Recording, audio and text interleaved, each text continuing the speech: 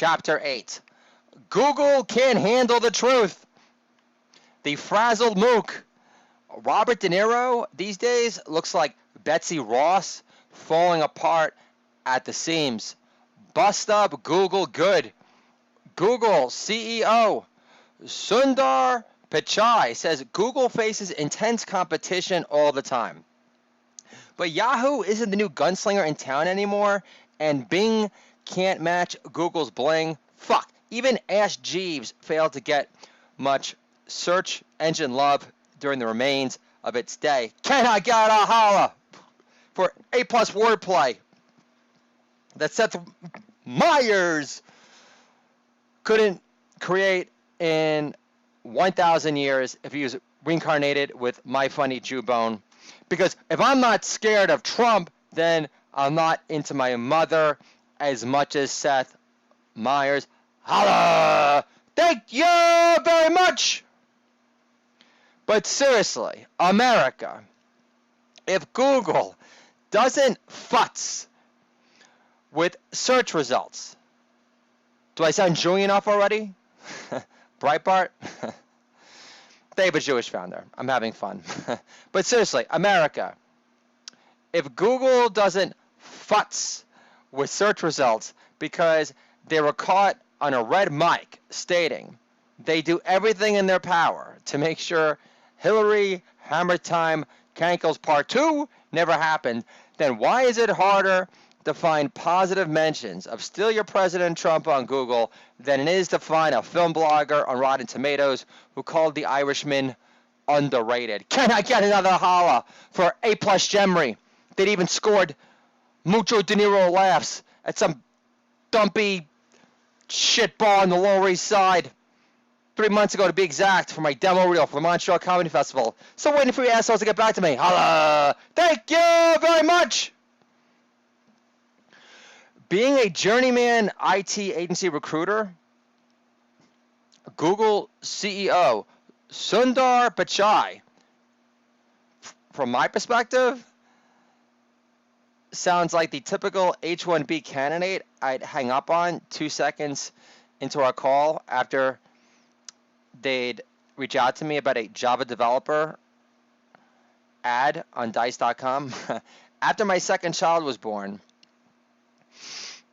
Art Show USA, and I wasn't left with much of a choice, and I had to resume my IT headhunting career for Robert Half, aka the Evil Empire, in Manhattan.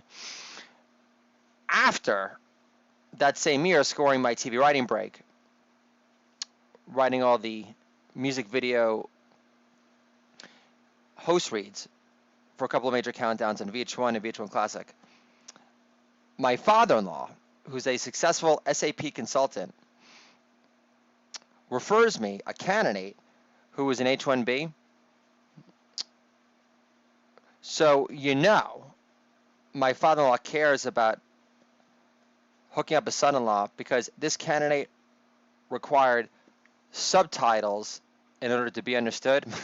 I would have had an easier time penning a Bollywood musical than making a placement fee on fake news Silicon Alley Millionaire. Can I get a holla for taking my time, knowing that there's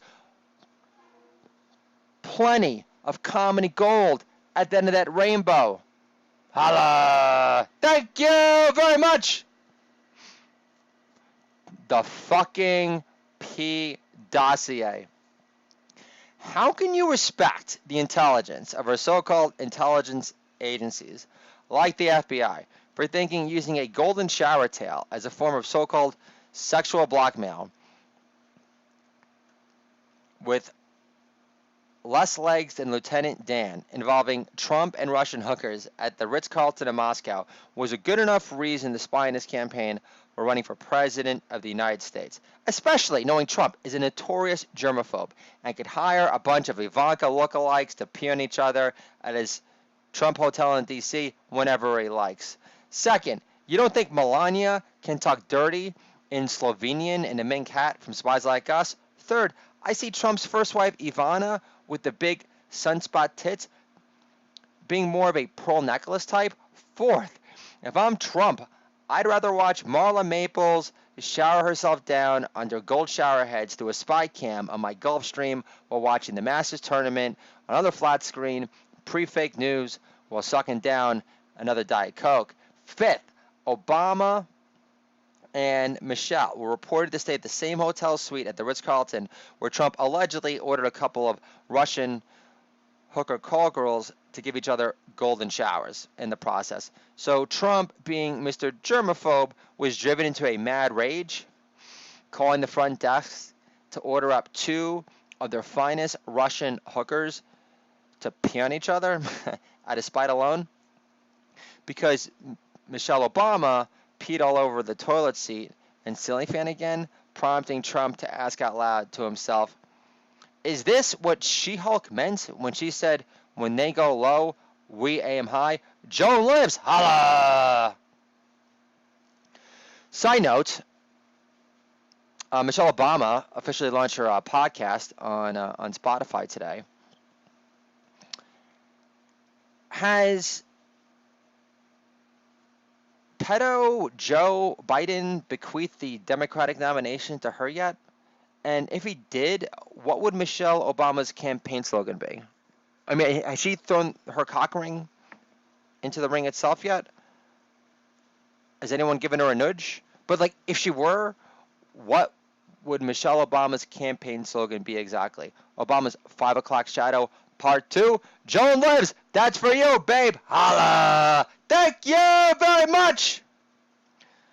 Kanye West rapping about the Jigga Man, Jay-Z. I don't worship fake idols like your boy Obama. He let ISIS slaughter Christians and disgrace his mama. You're with Kaepernick. I'm with Jim Brown. One ruined the NFL. The other reforms gangbanger Browns. Give it up, Jay. Your time is past. The world no longer cares about your New Jack Hustler pass. You salute to Black Power on SNL, yet give no money to crack babies you pushed into premature hell. Boarding school blowback. Why would Tucker Carlson name his book of political essays Ship of Fools? Ship of Fools is a Grateful Dead song from Mars Hotel. Tucker Carlson doesn't have one pothead bud from boarding school remaining since he started to work for Fox News. Bourbon and reefer. Explaining the significance of Elvis to my son. Chosen Curls was bound to woo!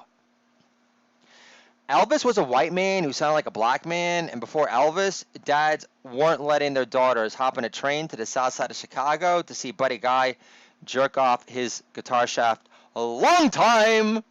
Scene off Broadway Playhouse. Rosario Dawson. Would you run into a burning building for me, Cory? Cory Booker. Was it you or Chloe Sevigny who got AIDS and kids? Just playing. In the end, that white bitch didn't feel so privileged after all. Can I get a holla? Re-spoiling you with A+ Gemry for Doodle Dad Does Jokes. Because this joke book is bound for glory. Holla! Thank you very much! Truth Stretcher.